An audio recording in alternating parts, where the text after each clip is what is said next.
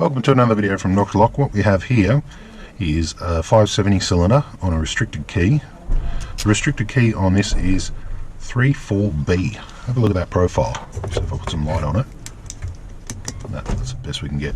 That's the profile there. Bit of a mongrel to pick. It's the key profile there.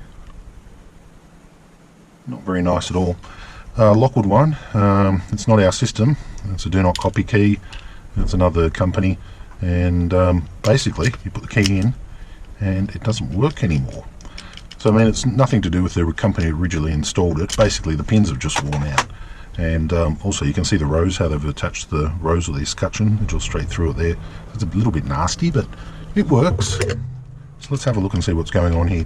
Now, because this is a master key system, I have to take all care in not disturbing the master pins that are in this lock. If we do, we're going to have like tears and stuff, because we don't have the charts. We don't want to order another lock from the original supplier, because they will charge us full price, but yet we have to get it working. This is one of those times where it gets a little bit dicey. So I put the key in, try and get it to turn. Sometimes just a little tap will do it. A little bit of pressure and a little tap. Or a little bit of a bump, maybe. Pull the key out a little bit, just tap it in, tap, tap, tap, tap, tap, tap. If that doesn't work, up and down, up and down, up and down, and there we go, we've got it.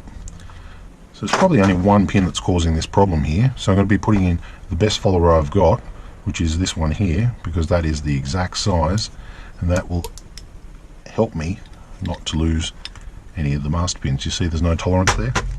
Okay, so here we are here. Now I can see first, second, third, fourth, fifth and sixth are all low. So what I'm going to do now is I'm just going to actually knock off the first pin. I've got a master pin and I've got a bottom pin. Just my cradle. Okay, so we've got a bottom pin and a master pin. Master pin being a number 2 pin, so that's not too bad. I'm going to inspect this one here just to see what's kind of happening there. Now I can see the tip of the pin is actually nice and rounded and worn down, so that is most likely our problem. If I look very closely, I can see a bit of colour, and it's a green colour. Oh, here's a green one, so I'm going to pop him back in there. So that's a 2 pin. Now this master pin is a 2. I can tell just by its size. It's lost all its colour, but I might actually just use a fresh one. The way this looks is it looks like the bottom pins have all worn away. Because the key's a very strong key, it has actually worn away. So it looks like what I'm going to be needing to do is dump whatever's on top and work my way across. Now I don't know if you can see that or not, but now that that is actually up to the shear line. So I need to go through and very carefully do it. The way you do it is you put your one thumb over one over the other, and now we go for chamber number 2 and we drop it. Okay. Our top pins are okay, but our bottom pin is not. So now we need to identify the same bottom pin there, and by the look of it, that looks like a 1.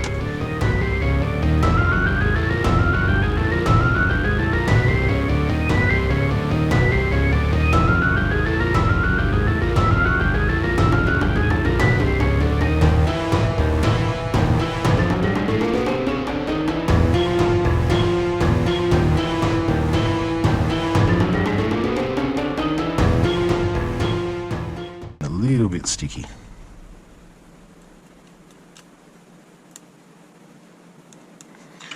Okay, so there it is, keyed up. Here is our vise.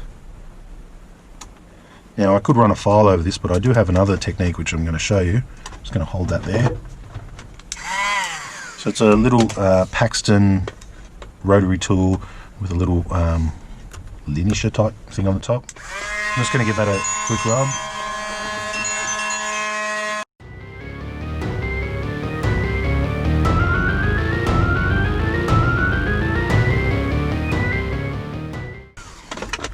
Time to put them back in.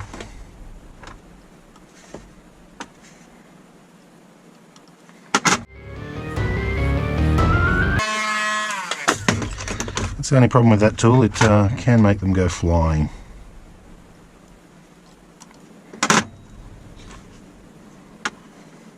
Okay, one drop here and it can all go bad. Let's test it, and it is working now. Could be a little bit better.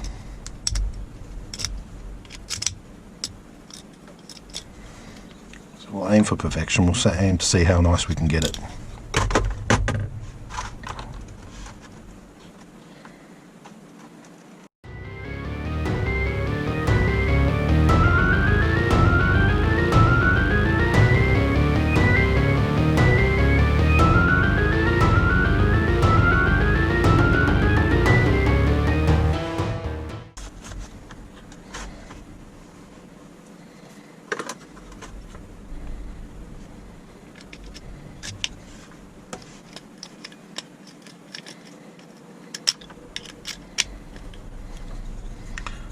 Perfect.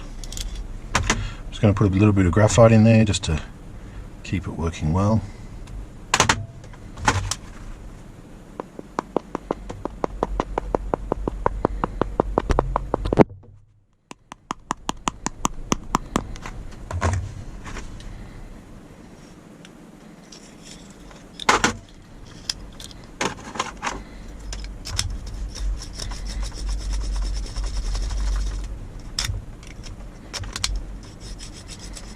Okay, that will get us over the line for now.